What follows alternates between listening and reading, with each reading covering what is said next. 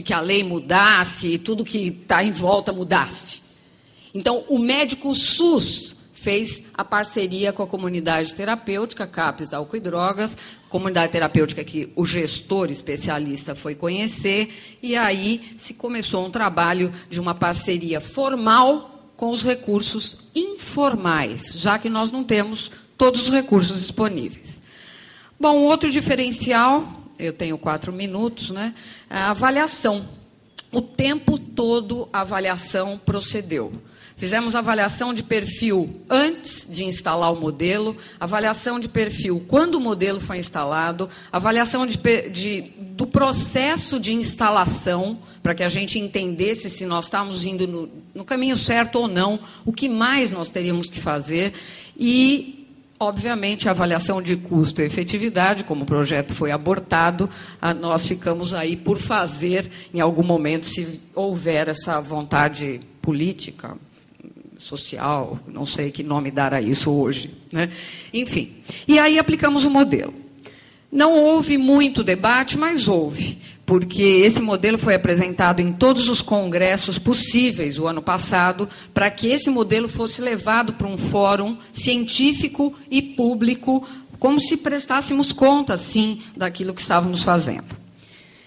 Bom, o modelo não tem nada de novo, a não ser um modelo de pronta entrada. No final das contas, nós fizemos um modelo parecido com o do europeu, daquelas salas de acolhimento do usuário, onde lá na Europa se chama drop-in. O paciente chegava, ele era prontamente acolhido e, diante da gravidade, ele era inserido no modelo semi-intensivo, ele ia todo dia no CAPS, como se o CAPS fosse um hospital-dia mesmo. E aí ele tinha prescrição de área assistida, tinha intervenção comportamental, tinha a busca pela sua família. E é lógico, se ele não pudesse ficar ali não ia ser o lugar, o diagnóstico iria caminhar e nós iríamos referendá-lo para um outro serviço mais especializado. Quando o paciente chegava nesse modelo drop-in, ele era atendido pela equipe inteira. Nós tínhamos a equipe de crise para os casos graves e tínhamos a retaguarda da equipe ambulatorial para acolher os casos menos graves. Equipe essa que, como eu falei, tinha psiquiatra, clínico, terapeuta ocupacional, psicólogo, enfermeiro, auxiliar, assistente social, importantíssimo, para ver se realmente todos os vínculos tinham sido perdidos. Depois, sim, depois desse primeiro pareamento, se ele ficava conosco, nesse programa de segmento diário, digamos assim, ele voltava para o ambulatório tradicional, uma vez por semana, enfim, e era seguido nesse processo de desintoxicação. O segundo pareamento acontecia quando ele estava desintoxicado. Então, nós temos um dado de adesão, porque nós tivemos vários indicadores aí para avaliar esse trabalho, né? Nessa primeira fase, com esse modelo de encostou na recepção, entrou para o tratamento e a equipe inteira avalia, cada um no seu lugar.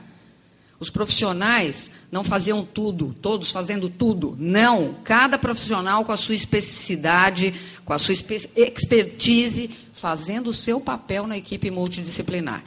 Se ele passasse desse primeiro pareamento, a fase 1, ele caía na fase 2. E aí, um menu de intervenções comportamentais, prevenção de recaída, terapias individualizadas, terapias em grupo.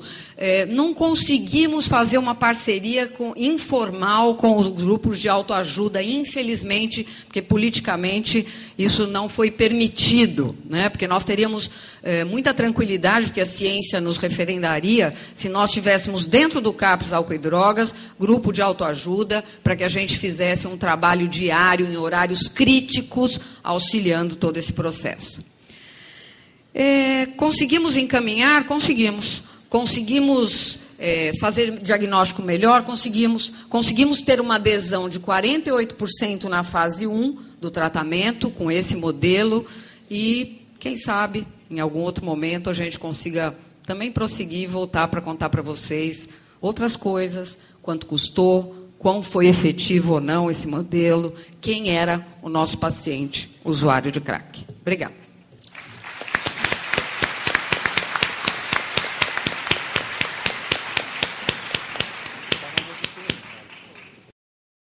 meu prazer apresentar para vocês a doutora Solange Napo, que é professora adjunta da Unifesp, pesquisadora do CEBRID, que é o Centro Brasileiro de Informações sobre Drogas Psicotrópicas, do Departamento de Psicobiologia da Unifesp, em São Paulo. Eu quero agradecer muito o convite. Eu imaginei que eu viria num simpósio assim, bem informal, com uma meia dúzia de pessoas. Eu estou admirada com o número de pessoas. Que sucesso. Muito obrigada e me sinto muito honrada de estar aqui.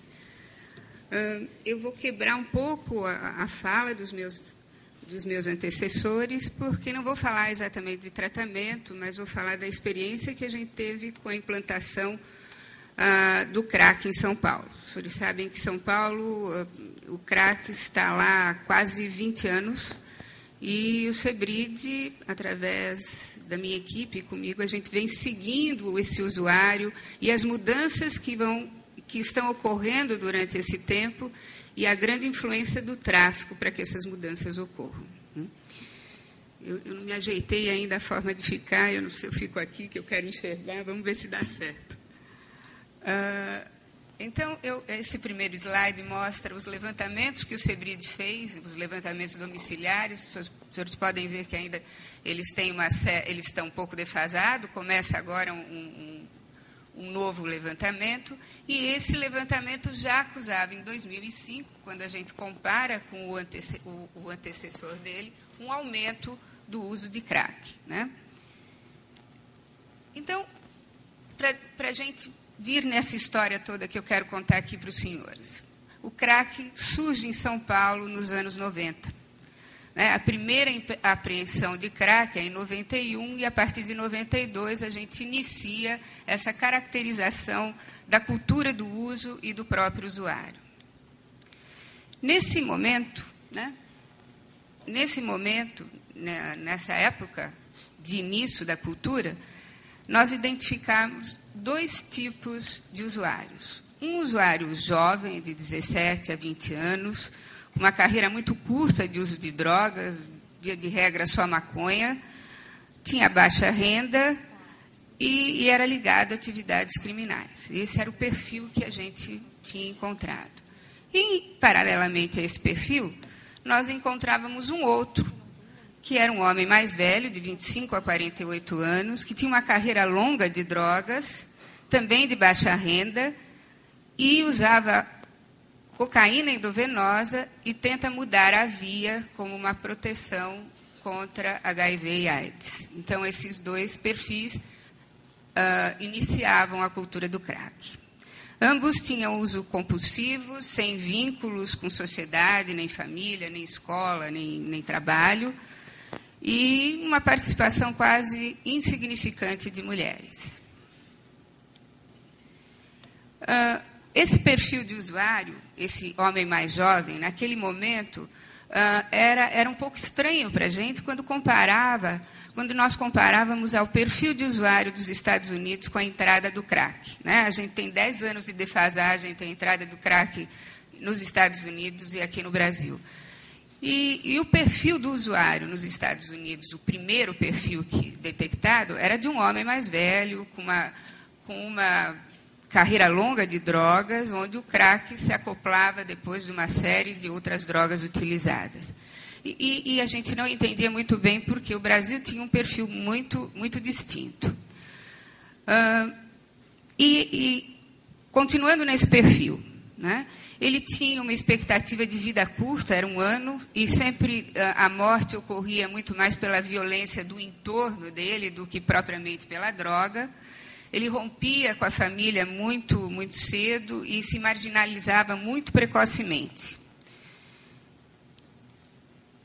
As características do crack, que já foram aqui ditas pelos meus antecessores aqui, era considerado seguro em relação a HIV/AIDS, ele tinha um efeito intenso e muito rápido, era aparentemente barato. Eu digo aparentemente barato porque o usuário de crack é o usuário que usa mais droga, ele de 5 em 5 minutos ele tem que fumar, e era fácil de utilizar. Então, era uma droga muito envolvente por essas características. Bom, aí fomos investigar um pouquinho o que acontecia fora desse perfil, o que tinha em relação ao mercado, né?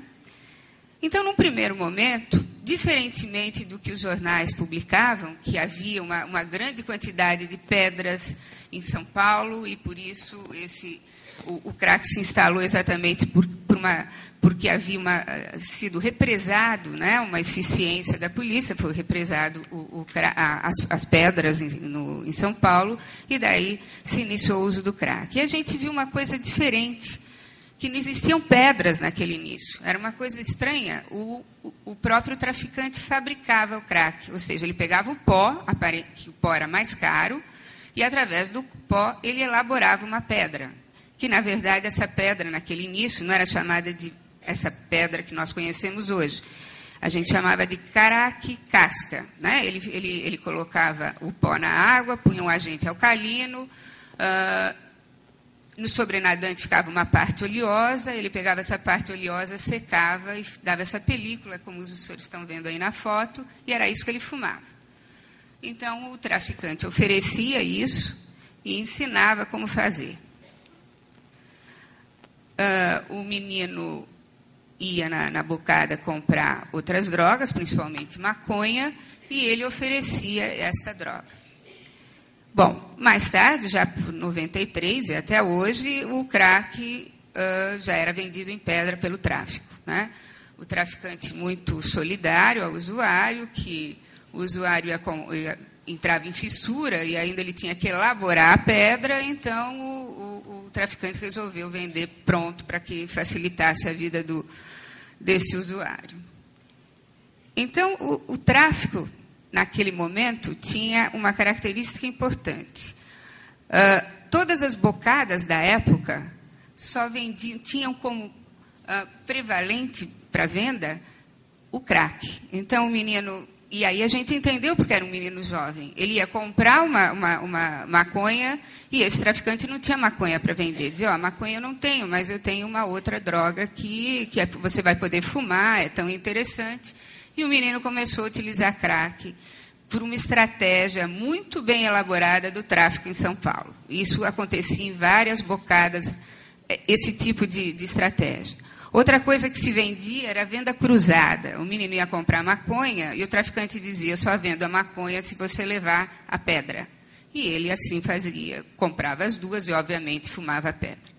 Então, o crack foi estabelecido em São Paulo por uma determinação do tráfico, isso a gente não tem a menor dúvida.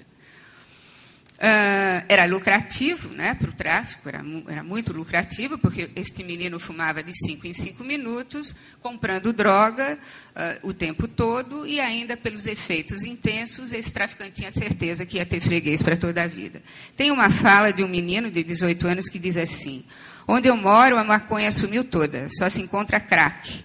Aumentou muito o consumo, todo mundo começou a usar o bagulho, para você se viciar é muito rápido, é questão de semana, e para o traficante compensa esse tipo de coisa.